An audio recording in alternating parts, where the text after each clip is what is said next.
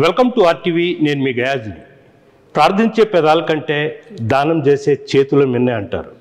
అలాంటిది నెల్లూరు ఎంపీ వేమిరెడ్డి ప్రభాకర్ రెడ్డి ప్రశాంత్ రెడ్డి వాళ్ళు ఎంతో వాళ్ళ సొంత నిధులతో ఎన్నో మంచి కార్యక్రమం చేపడుతున్నారు. ప్రస్తుతం మనతో మాట్లాడేందుకు ఎంపీ వేమిరెడ్డి ప్రభాకర్ రెడ్డి గారు ఉన్నారు. అంత మాట సార్. నమస్తే సార్. ప్రధానంగా చింతారెడ్డిపాలెం క్రాస్ రోడ్డు వద్ద గత 10-15 సంవత్సరాల నుంచి చూసుకుంటే 220 ప్రమాదాలు జరిగి 72 మంది చనిపోయారండి.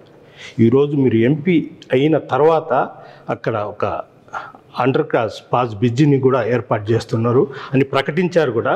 అయితే ప్రజలు చెప్పడం ఏంటంటే వేమిరెడ్డి ప్రభాకర్ రెడ్డి ఎంపీ గారు డైరెక్ట్గా చెప్తే మేము నమ్ముతాము. గతంలో కూడా ఈ విధంగా ఎన్నోసార్లు రాజకీయ నాయకులు హామీ ఇచ్చారు, కట్టింది లేదు, ఏం లేదు అని చెప్తారు. దాని మీద మీరు ఏమంటారు? ఎన్ని కోట్లతో చేస్తున్నారు? ఎప్పటిలోపు పనులు ప్రారంభించవచ్చు?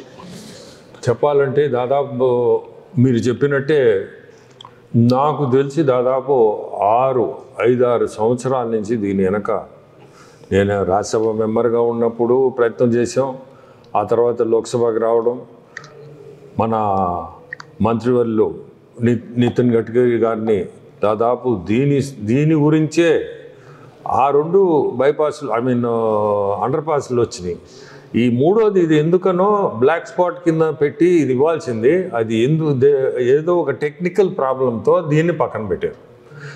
దీన్ని మళ్ళీ ఆ టెక్నికల్ ప్రాబ్లంని క్లియర్ చేయించి తీసుకొచ్చేదానికి దాదాపు 2 సంవత్సరాలు పట్టింది. ఈ మధ్య ప్రయారిటీలో ఏది ప్రయారిటీ కాదు సార్, ఇదే ప్రయారిటీ అని చెప్పి ఆ మంత్రులకి నితిన్ గడ్కరీ గారికి చెప్పి, మన ముఖ్యమంత్రులు ఢిల్లీకి వచ్చినప్పుడు ఆయన చేత చెప్పించి, సార్ ఇది చాలా ముఖ్యం నెల్లూరులో ఆయన చెప్పడం జరిగింది. ఆ తర్వాత ఈ మధ్య 115 crores శాంక్షన్ అయింది. పని కూడా ఈపీసీ సిస్టంలో జరగబోతుంది. ఖచ్చితంగా కూడా త్వరలో ప్రారంభం అవుద్ది. Okay sir. అంటే ఇటీవల కొద్ది రోజుల కింద ఒక యాక్సిడెంట్ జరిగింది సార్. అంటే దానిపైన ఎన్టీఆర్ దగ్గర 3 చనిపోయారు. అంటే ఆ ప్రాంతాల్లో కూడా ఈ చిన్న బ్రిడ్జిలు కావాలని కూడా ప్రజలు కోరుతున్నారు. మొత్తం మీద చూసుకుంటే త్వరలోనే పనులు కూడా ప్రారంభం అవుతాయి అని చెప్తారు. తప్పకుండా అవుతాయి త్వరలో ప్రారంభం కూడా. దాన్ని ఎంత వేగంగా చేయించగలుగుతామో అంత వేగంగా కూడా చేయించాలనే కోరికతోనే ఉన్నాం సార్. అదేవిధంగా మీరు నేత్ర ఇదని ఉదయగిరిలో పెట్టారు. మొత్తం ఎంతమందిని ఇంతవరకు ఈ పరీక్షలు జరిపించారు? వాళ్లకు ఇప్పుడు ఆపరేషన్స్ కానీ ఇప్పుడు వరకు దాదాపు మేము 12 గ్రామాలు కవర్ చేసాం.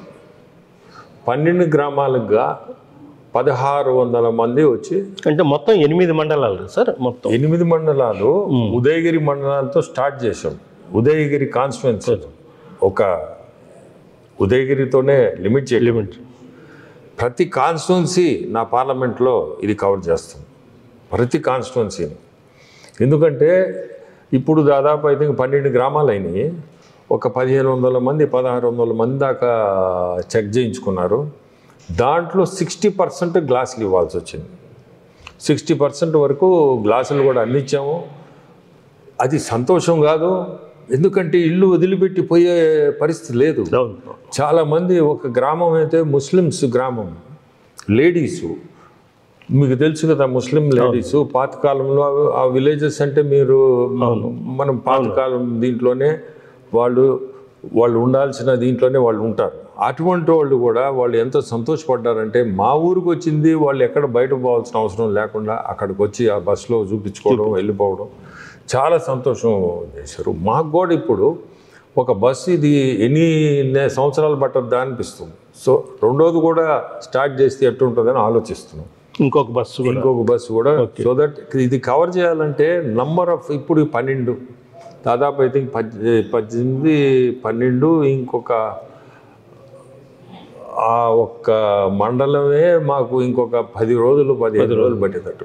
ఒక మండలానికే మనకి ఇన్ని రోజులు పడితే 3వ తేదీ స్టార్ట్ చేసాం. 10 నియోజకవర్గాలు ఇది ఎట్లానే ఆలోచిస్తున్నాం. సో ముందు ఈ ఒక్క ఉదయగిరి కాన్స్టిట్యుయెన్సీ కవర్ చేసిన తర్వాత, ఎందుకంటే ఉదయగిరిది చాలా పెద్ద కాన్స్టిట్యుయెన్సీ, 8 మండలాలు. మెట్ట ప్రాంతం దూరం అన్నీ ఉన్నాయి, 150 కిలోమీటర్లు దాదాపు ఇది. సో ఇవన్నీ ఒకసారి ఈ కాన్స్టిట్యుయెన్సీ అయిన తర్వాత ఎంత టైం పట్టద్దో చూసి దాన్ని బట్టి ఒక డిసిషన్ తీసుకుంటాం. సార్ ఈ ఆలోచన ఎందుకు వచ్చింది సార్ మీకు? అంటే మీరు ట్రైసైకిల్స్ ఇస్తున్నారు, ఇది కంటి చూపు లేని వాళ్ళకు మళ్ళీ ఆలోచన. నేను ఒక గ్రామానికి ఒక టెంపుల్ ఓపెనింగ్ పోయి ఉండాను సార్, అది ఆత్మకూరు కాన్స్టిట్యుయెన్సీలో. ఆ టెంపుల్ ఓపెనింగ్ పోయినప్పుడు ఒక పెద్ద ఆ గ్రామంలో మేము వాటర్ ప్లాంట్ ఇచ్చున్నాం, దాదాపు 2016-17 ఇచ్చున్నాం.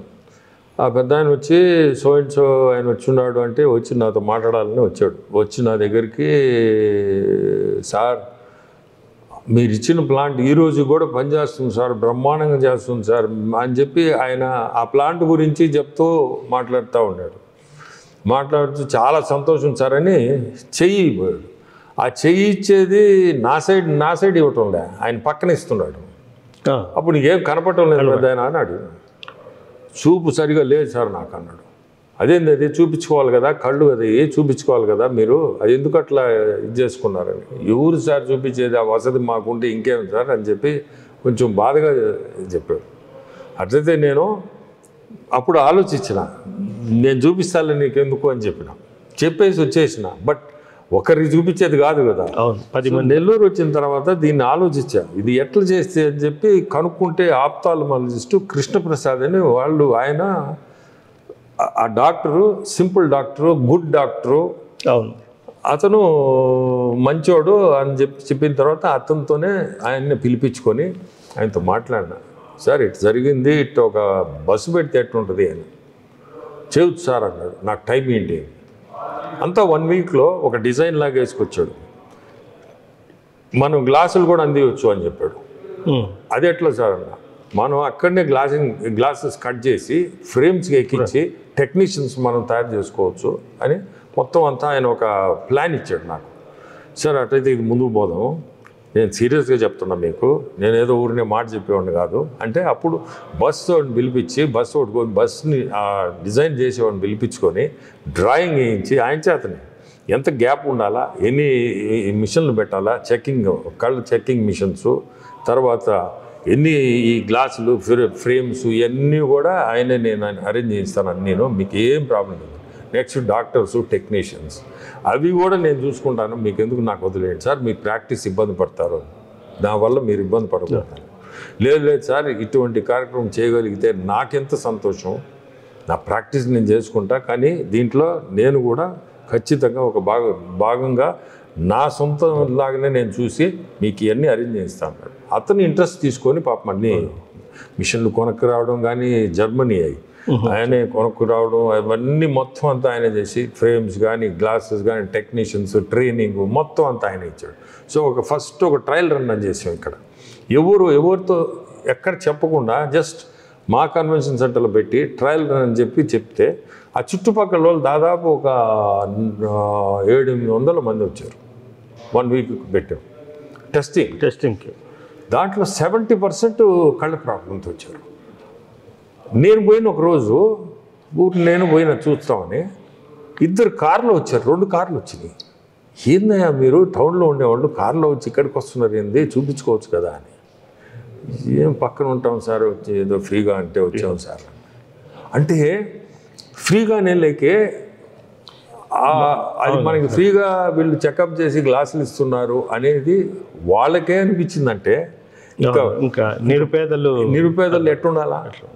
సో ఆడ మొన్న 3వ తేదీ స్టార్ట్ చేసాం, ఇద్దరం పోయాము. ఆ రోజు ఇనాగ్రేషను.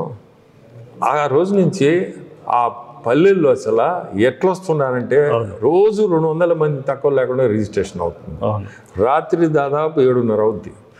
మరీ అసలు ఆ బస్సులోకి ఎక్కలేని వాళ్ళకి మనోళ్ళే మిషన్ తీసుకొచ్చి కింద తీసుకొచ్చి వాళ్ళని ఎక్కే పరిస్థితి లేని వాళ్ళని చూపించి ఆ గ్లాసులు అక్కడికి ఇచ్చి పంపిస్తున్నారు. సో దట్ వాళ్ళు ఎక్కలేని వాళ్ళు. ఒకరైతే 83 సంవత్సరాల. అవును సార్, మీరు ఉదయగిరిలో పెట్టారు మేడం, ఫస్ట్ నియోజకవర్గం మా నియోజకవర్గం పెట్టలేని గొడవ పడలే. అడిగింది. బట్ ఉదయగిరి పూర్తి చేసుకొని ఇక్కడికే కోవూరుకే వస్తాం. ఎందుకంటే నాకు సెంటిమెంట్గా ఉదయగిరి మెట్ట ప్రాంతం, ఉదయగిరి అంటేనే నాకు ఎందుకనో అది. వాటర్ ప్లాంట్స్ చూడండి, ట్రైసైకిల్ చూడండి, ఇది ఇప్పుడు నేత్ర చూడండి, అన్నీ కూడా ఉదయగిరి నుంచే. అది మెట్ట ప్రాంతంలో ఆ మనుషులు కూడా చాలా మంచివాడు, వ్యక్తులు కూడా చాలా మంచివాడు. మనలో ఉంది అంతే మనుషులైతే. ఈ ట్రైసైకిల్స్ కూడా ఎన్ని ఇచ్చి ఉంటారు సార్? దాదాపు 1100 ఇచ్చాం. 1100 ఇప్పుడు కూడా ఇస్తున్నాం. ఇప్పుడు కూడా కవర్ ఇప్పుడు కూడా ఎవరన్నా కాన్స్టిట్యున్సీ నిన్న కూడా ఎవరు వచ్చారు అంటే ఈ రోజు కూడా ఇట్స్ ఓపెన్. సార్ మీరు water plants, IE camps, tricycles, schools, education ఇవన్నీ ఒక ఎంపీగా ఒక పక్క ఇవి చూసుకుంటానే ఒక పక్క మీ సొంత నిధులు చేస్తున్నారు. చంద్రబాబు నాయుడుతో పాటు మీకు అభిషేక్ చేశారనేది చెప్తారు. చంద్రబాబు నాయుడు కూడా మిమ్మల్ని చూసి మిగతా ఎంపీలు కూడా ఆదర్శంగా తీసుకోండి అని చెప్తున్నారు అనేది. అది నా నాలెడ్జ్లో లేదు, కానీ చాలా మర్యాదగా ఉంటాడు వాళ్ళతో. మాకు కూడా చాలా కంఫర్టబుల్గా ఉంది వాళ్ళతో. ఎందుకంటే వాళ్ళతో కూడా చూస్తున్నాము అభివృద్ధి సంక్షేమం అనే ప్రిన్సిపల్స్తోనే వాళ్ళు ముందుకు పోతున్నారు. అది మాకు నచ్చింది. మాకు కూడా వాళ్ళ ప్రిన్సిపల్స్, వాళ్ళ వే ఆఫ్ డూయింగ్. నిన్న మీరు చూశారు కదా సిఐఏ ఎంతమంది వచ్చారు, అసలు అది ఏంది, అది ఎవరు ఎక్స్పెక్ట్ చేయాల, కంట్రీలోనే ఎవరు ఎక్స్పెక్ట్ చేయాల. ఇంత పెద్ద ఎత్తున ఇన్వెస్టర్స్ వస్తారా, ఎంఓయూస్ వస్తారా ఆంధ్రాకి. అటువంటిది ఈజ్ ఆఫ్ డూయింగ్ పోయి స్పీడ్ ఆఫ్ డూయింగ్ అనే కాడికి తీసుకొచ్చేసారు. చాలా గొప్ప విషయం అది. సార్ ఈ నెల్లూరు జిల్లాలో ఇంకా పరిశ్రమలు ఏం రాబోతున్నాయి? హిందుస్థాన్ పెట్రోలియం ఇది మన పీపీసీఎల్ ఇవి కూడా ఎప్పటిలోపు ప్రారంభం? ఇప్పుడు ఇమీడియట్గా స్టార్ట్ చేస్తారు. పీపీసీఎల్ది వెనకబడి ఉన్నాము, యాక్చువల్లీ దాన్ని వెనకబడి ఉన్నాము. ఆఫీస్ కూడా ఇక్కడ పెట్టమని రిక్వెస్ట్ చేస్తున్నాం. ఒంగోలులో పెట్టున్నారు, దాన్ని షిఫ్ట్ చేసి నెల్లూరులో పెట్టమని. నెల్లూరులో పెడతామని కూడా మాట ఇచ్చారు, పెడతారు కూడా. అక్కడ బీపీసీఎల్ చైర్మన్ ఇంకా లేడు. మొన్న చైర్మన్ యాక్చువల్గా రిటైర్ అయ్యాడు. ఇప్పుడు కొత్త చైర్మన్ త్వరలో ఇన్స్టాల్ చేస్తారు.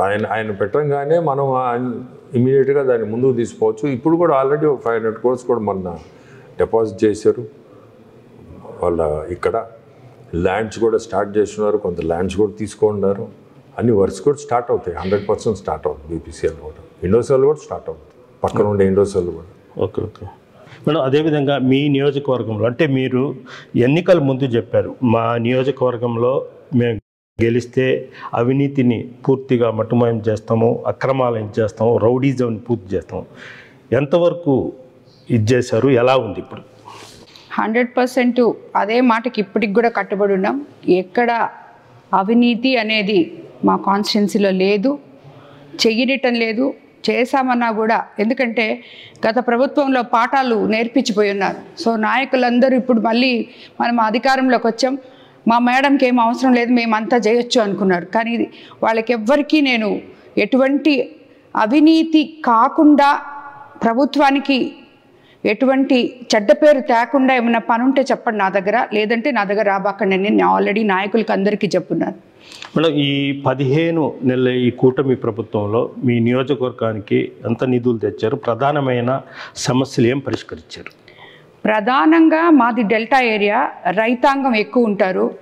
వాళ్ళకి 20 సంవత్సరాల క్రితం తవ్విన కాలువలు, అసలు వాళ్ళకి పూడిక అనేది ఏంటో కూడా మర్చిపోయారు వాళ్ళు. దానివల్ల మొదలు ఆయకట్టు నుంచి చివరి ఆయకట్టు వరకు నీళ్ళు అనేది రాకుండా ఆగిపోయింది. అవన్నీ కూడా ప్రభుత్వం అది స్టార్ట్ చేసేటప్పటికి, ఎందుకంటే మీకు అందరికీ తెలుసు అస్తవ్యస్తంగా ఉన్న వ్యవస్థని తిరిగి తీసుకొని వచ్చి మళ్ళీ ఈ పనులు ఇవన్నీ చూడడానికి చక్కబెట్టడానికి కొంచెం టైం పట్టింది. ఆ టైంలో మనం విపిఆర్ ఫౌండేషన్ ద్వారా రైతులకు అందరికీ అండగా నిలిచి కాలువలు తవ్వించి, ప్రభుత్వం తవ్వలేని కాలువలన్నీ మనం తవ్వించడం జరిగింది. తర్వాత ఎన్ఆర్జీఎస్ 15th ఫైనాన్స్ వచ్చే తర్వాత మనం మళ్ళీ తవ్వుకున్నాం, అవన్నీ వేరే. ఫస్ట్ అంతా మనం రైతులకి అండగా నిలబడ్డాం, వాళ్ళకి ఎటువంటి ఇది లేకుండా చేస్తాం.